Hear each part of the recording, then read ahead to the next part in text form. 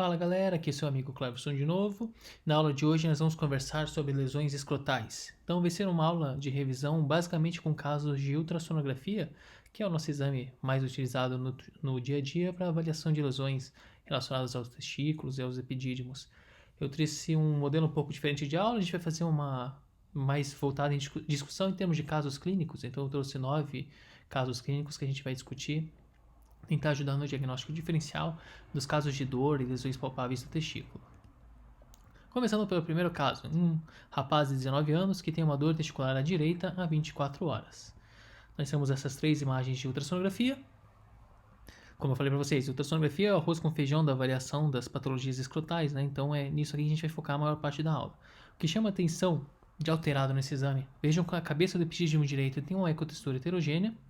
Quando a gente corre para a região da cauda também tem uma ecotextura heterogênea e um aumento volumétrico. E quando a gente liga o modo Doppler, a gente vê que tem uma hiperemia. Veja como a gente tem uma vascularização bastante proeminente nesse epidídimo. Então nós temos o epidídimo de ecogenicidade heterogênea, aumentada de volume, com acentuação do fluxo ao modo Doppler. Então esse é um caso simples, é um caso do dia a dia, nós estamos diante de uma epididimite. A lição que eu quero passar para vocês com esse caso é lembrar que nem sempre a epididimite se acompanha de orquite. As coisas podem dar juntas, você tem uma orquiepididimite, mas às vezes você tem uma inflamação só do epidídimo, uma inflamação só do testículo. Isso não deve confundir o radiologista, porque os critérios diagnósticos são os mesmos. Um lugar bastante importante para a gente prestar atenção é a cauda, que às vezes a gente fica concentrado na cabeça, que é geralmente mais fácil de encontrar, e você pode ter uma epididimite focal, e se você não analisar bem o epidídimo em todo o seu comprimento, você pode deixar passar uma área focal na cauda e o paciente vai ficar sem diagnóstico. Um aspecto interessante que ajuda a gente a raciocinar, a gente sempre lê nos livros a questão do aumento, um dos sinais da epididimite é o aumento do epidídimo. Para quem tem dificuldade, parece um critério meio subjetivo, existem valores numéricos. Geralmente, quando tem uma cabeça maior que 2 centímetros, já é uma cabeça do epidídimo aumentada, ou quando você tem uma relação em que a cauda tem um diâmetro maior que a cabeça. Geralmente o epidídimo ele vai afilando nesse sentido da cabeça para a cauda, mas quando você tem uma cauda maior que a cabeça, isso também fala a favor de um processo inflamatório que está cometendo a cauda. Essa inversão então é um sinal que nos ajuda a definir. E lembrar sempre do Doppler, que ajuda bastante no diagnóstico por causa da hiperemia, denotando a inflamação. Segundo caso, um menino de 9 anos de idade com uma dor testicular há 4 horas. Então trouxe aqui para vocês a imagem dos 2 testículos, testículo esquerdo e testículo direito. Imagine que vocês estão vendo, comparando essas duas imagens, tem que dizer qual dos 2 testículos que dói. Só olhando essas imagens a gente já conseguiria fazer essa inferência. Então veja, quando a gente compara os 2 testículos, eles não estão tão diferentes assim. Veja que os dois tem o formato habitual, a ecogenicidade bastante parecida, nenhum deles tem uma alteração da ecotextura, parece relativamente homogênea, então seria difícil a gente julgar qualquer achado se a gente ficar concentrando nos testículos. Mas quando a gente presta atenção nas regiões adjacentes ao testículo, a gente vê que do lado direito tem uma alteração que não aparece do outro lado. Essa alteração, essa lesão aqui mal delimitada, de aspecto ovalado, junto ao testículo, é o que vai nos permitir fazer esse diagnóstico. Esse aqui, inclusive, às vezes é até palpável pelo clínico, pelo urologista. Esse aqui é o cordão que ocorre quando o testículo torce. Então, esse aqui é o pedículo vascular do testículo que torce e às vezes a gente consegue demonstrar por imagem. Então, às vezes a gente fica focando muita atenção no testículo, tentando ver fluxo Doppler, essas coisas, mas às vezes a chave para você fazer o diagnóstico vai estar quando você o pedículo vascular torcido, que pode fazer essa imagem aqui, esse verdadeiro enovelamento dos vasos testiculares. Então esse aqui é um outro caso do dia a dia, que é a torção testicular. Todo radiologista em algum momento da vida vai ser chamado para avaliar uma suspeita de torção testicular, porque é um quadro extremamente importante, né? Pode definir se o paciente vai perder o testículo ou não. O que eu queria falar para vocês agora, uma parte mais teórica, é essa questão da deformidade Bell-Clapper, a deformidade em badalo de sino, que às vezes isso é questão de prova. Essa é uma deformidade que alguns meninos têm que predispõe à ocorrência da torção testicular, torção do tipo intravaginal, principalmente em adolescentes e em meninos jovens. O que acontece? Então nós temos o testículo, junto do testículo nós temos o epidídimo e aquilo que eu comentei para vocês, o nosso pedículo vascular, né? As veias do plexo gramastérico, a artéria testicular, que desce para o canal inguinal e vão para o testículo. Essas estruturas, o testículo, ele é revestido pela túnica vaginal. Então, se vocês lembrarem das aulas de anatomia, das reflexões peritoneais, da migração no testículo, quando o testículo migra do reto peritônio para a bolsa testicular, ele traz consigo uma reflexão peritoneal, que é a túnica vaginalis. E a túnica vaginalis, normalmente, ela reveste o testículo como se fosse um envelope. Essa deformidade de Bell-Kleper é quando você tem um erro na inserção da fáscia da túnica vaginalis, é um excesso de cobertura da túnica vaginalis. Então, além dela recobrir o testículo, ela sobe e tem um excesso de cobertura, ela cobre um pouco lá em cima o pedículo vascular. Então, o normal é o paciente ter o testículo recoberto, e quando o testículo tenta torcer, essa túnica vaginal que está normal inserida, ela não permite que o testículo torça. No paciente com a deformidade de Bell-Kleper, esse excesso de cobertura da túnica vaginal, que se estende até as porções proximais do pedículo vascular, ele predispõe à torção justamente porque você não tem mais esse ancoramento posterior que você tinha como súbito término da túnica vaginalis. Aqui, como você tem muita túnica vaginalis, isso aqui dá mais mobilidade, mais lacidão e permite que o testículo rode em torno do próprio eixo. E no final o que nós temos é justamente essa imagem aqui, que é a questão da torção do pedículo vascular. Então, quando a gente tem a torção dos vasos, forma aquele sinal que eu mostrei para vocês, o cordão, o enovelamento dos vasos junto do testículo. E esses pacientes que têm esse excesso de cobertura da túnica vaginalis, que é a deformidade em badalo de sino, eles são especialmente predispostos a fazer esse tipo de torção. Uma questão técnica também, existem dois tipos de torção, na verdade, a torção intravaginal e a torção extravaginal. A torção intravaginal é essa que eu comentei com vocês, são as estruturas dentro da túnica vaginalis que rodam. E é mais comum em crianças um pouquinho mais velhas, em adolescentes.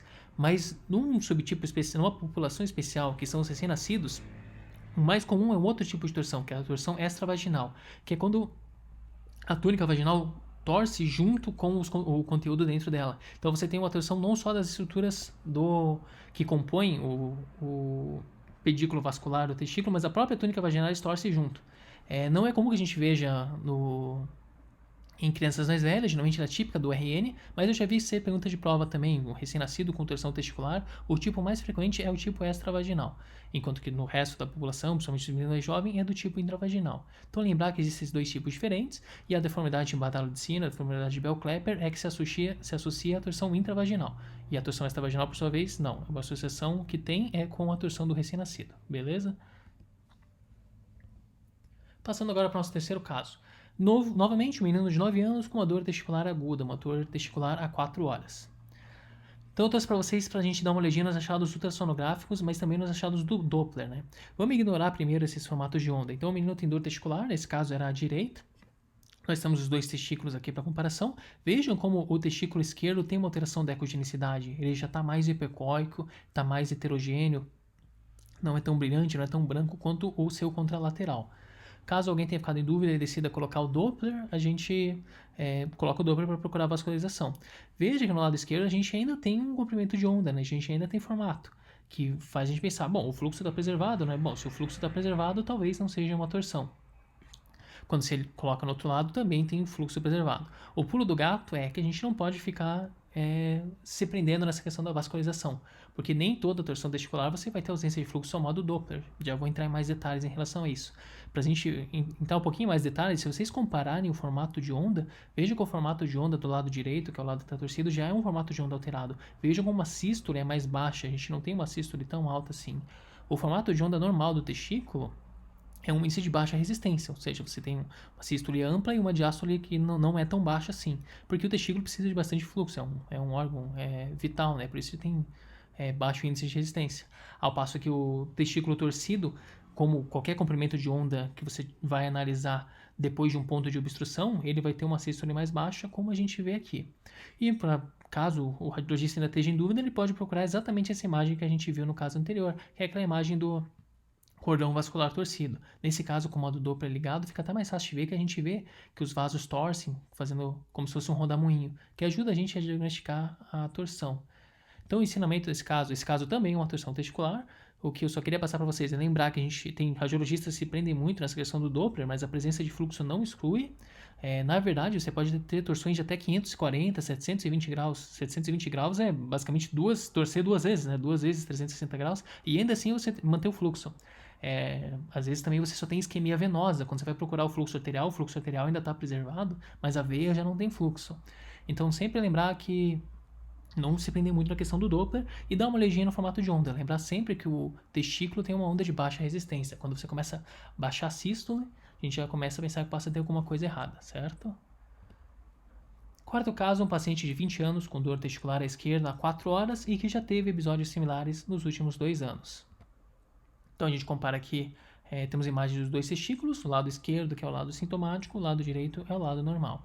Veja que já sem usar o modo Doppler, a gente vê como os testículos são diferentes em termos de ecogenicidade e ecotextura. Vejam como esse testículo é mais heterogêneo, mais hipercóico e tem até algumas áreas hiperecogênicas que podem representar pequenos focos de calcificação.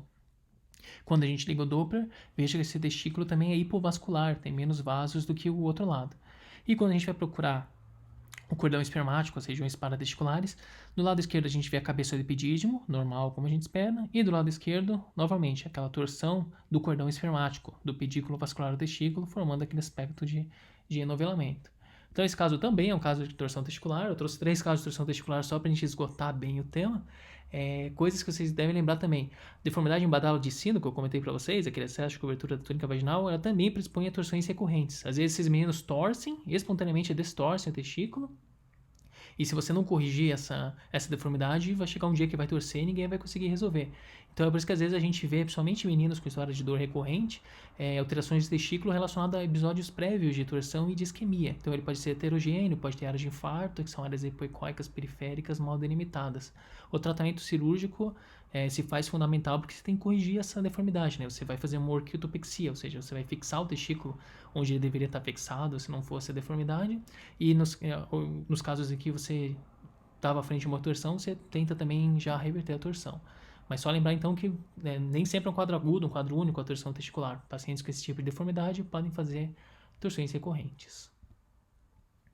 Quinto caso, um homem de 20 anos com dor testicular há 1 semana e que teve febre nos 3 primeiros dias. Então aqui uma imagem para vocês de uma ultrassonografia do testículo. O que chama a atenção é que agora a gente está vendo uma lesão focal no testículo. Veja que a gente tem uma área hipercóica mal delimitada que está sinalizada aqui pelos calipers. Quando a gente liga o modo Doppler, ele tem fluxo periférico ao modo Doppler. Então agora falando um pouquinho além das infecções, além da torção, falando de lesões focais no parênquima testicular. Geralmente quando a gente tem uma lesão hipercóica, é fundamental a gente relacionar com dados clínicos. Nesse caso, que o paciente tinha uma história de febre e a gente vê que é uma imagem hipercóica com fluxo predominantemente periférico, quase não tem fluxo central ao modo Doppler, o que a gente vai lembrar é de uma complicação de um processo infeccioso, que seria um abscesso testicular. Então, o abscesso testicular é como um abscesso em qualquer parte do corpo, é uma coleção hipercóica com fluxo periférico ao modo Doppler e que pode ser visto em pacientes que tiveram uma orquite não tratada. Alguns outros achados que podem ser vistos como complicações de orquite não tratada seria uma hidrocele, e às vezes é uma hidrocele de conteúdo purulento, conteúdo complexo, que a gente chama de piocele, que é verdadeiramente pus dentro da bolsa testicular, e às vezes o abscesso pode ter um aspecto sólido cístico, lembrar que às vezes pode até gerar confusão diagnóstica com neoplasias, com lesões agressivas, né? Então nem sempre vai ser essa imagem hipercóica que a gente está vendo aqui com fluxo periférico, às vezes ele tem uma aparência mais agressiva, um aspecto sólido cístico, e daí você precisa correlacionar com dados clínicos, com a história de infecção, para fazer o diagnóstico correto. Mas esse caso 5, então, é o caso de abscesso testicular. Caso 6, um homem de 25 anos, novamente agora um pouco diferente, um nódulo palpável no testículo há 30 dias, uma alteração focal. Então nós vemos aqui uma imagem um pouco parecida com a anterior, mas com algumas sutilezas que ajudam a gente no raciocínio. A gente tem o testículo e agora a gente tem um nódulo hipodenso, circunscrito, bem delimitado, que apresenta fluxo central ao modo Doppler, um pouco diferente da imagem anterior, que era mais mal delimitada e não tinha fluxo central, tinha fluxo periférico. Um homem jovem com nódulo testicular geralmente vai ser hipercóico, bem delimitado. A primeira, a segunda e a terceira hipótese é uma neoplasia primária do testículo. E mais especificamente ainda, geralmente quando você tem um nódulo bem delimitado, homogêneo, isso é muito sugestivo que seja um seminoma. Estatisticamente, epidemiologicamente também é mais provável que seja um seminoma porque é a neoplasia testicular mais comum. Mas esse aspecto do nódulo bem delimitado, hipercóico, que não tem uma aparência muito agressiva no ultrassom, ele é bem sugestivo do seminoma.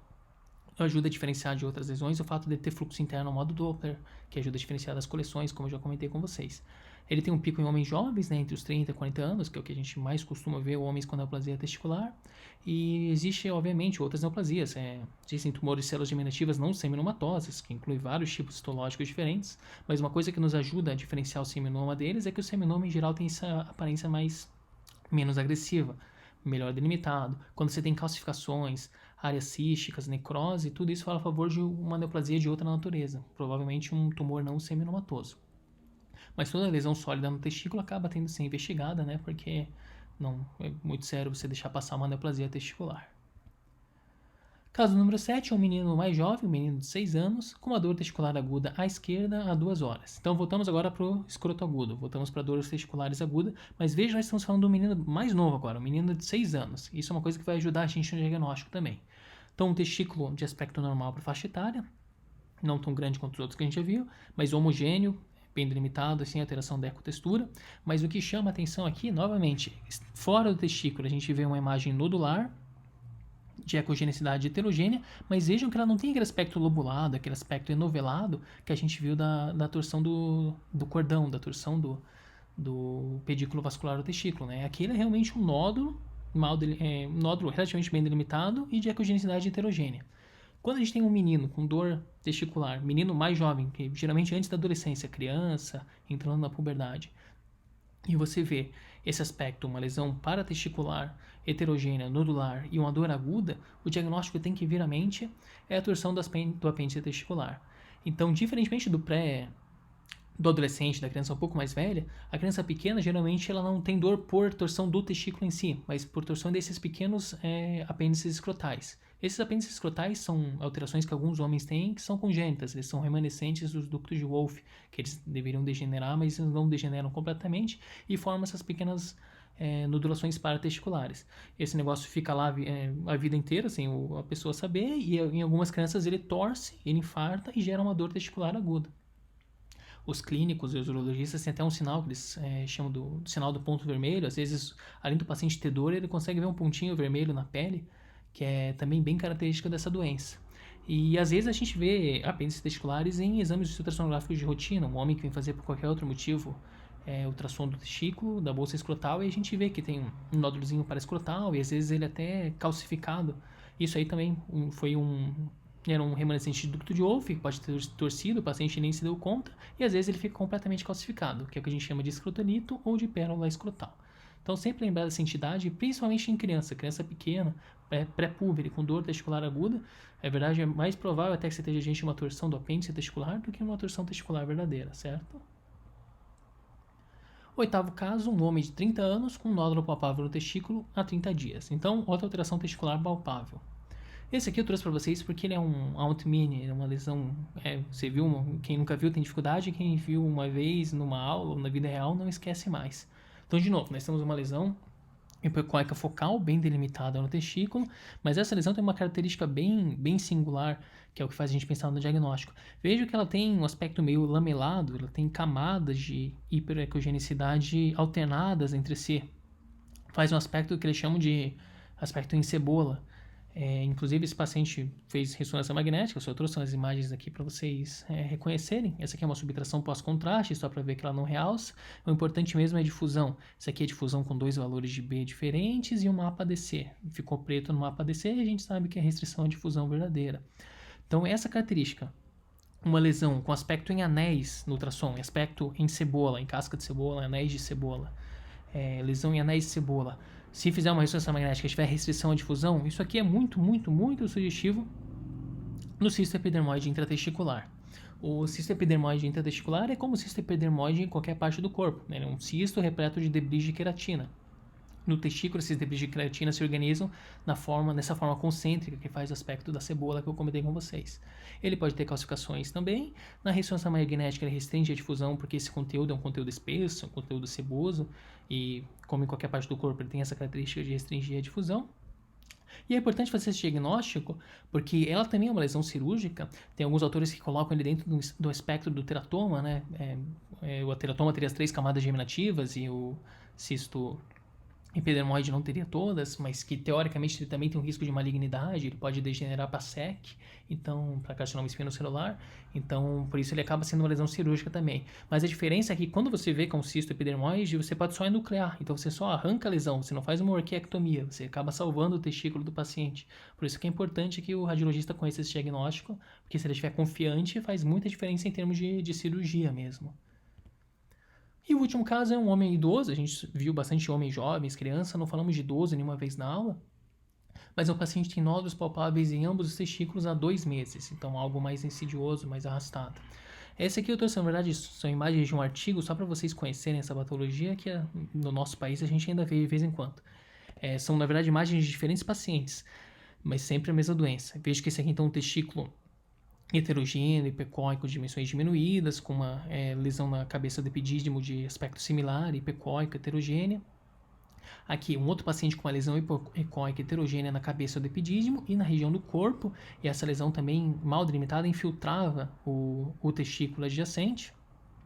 Outro paciente com várias áreas hipocóicas, um testículo totalmente irregular, hipocóico heterogêneo, e um outro paciente com vários nódulozinhos hipocóicos mal delimitados no interior do parênquima testicular.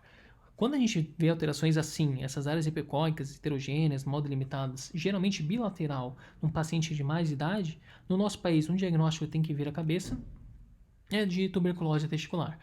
Tuberculose geniturinária não é algo que a gente vê assim no dia a dia, mas a gente tem que lembrar que é o cisto. Se você tirar o pulmão e os linfonodos, é o local mais comum do corpo humano, o sistema geniturinário, acontecer tuberculose, seja no rim, ureter, bexiga e nas gônadas também.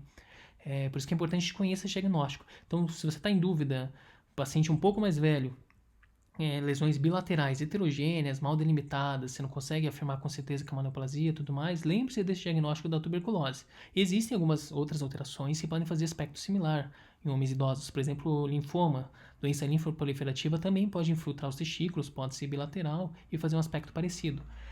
Mas sempre lembrar no nosso país que existe essa condição crônica também, que é a tuberculose geniturinária. Se vocês lembrarem desses dois diagnósticos, já ajuda bastante o urologista a prosseguir a investigação. E basicamente é isso, pessoal. Trouxe esses 9 casinhos para a gente discutir. Espero que tenha ajudado. Se vocês não gostaram da aula ou não aprenderam nada novo, deixe o seu não gostei no vídeo e deixe um xingamento nos comentários. E é isso aí. A gente se vê na próxima aula. Muito obrigado.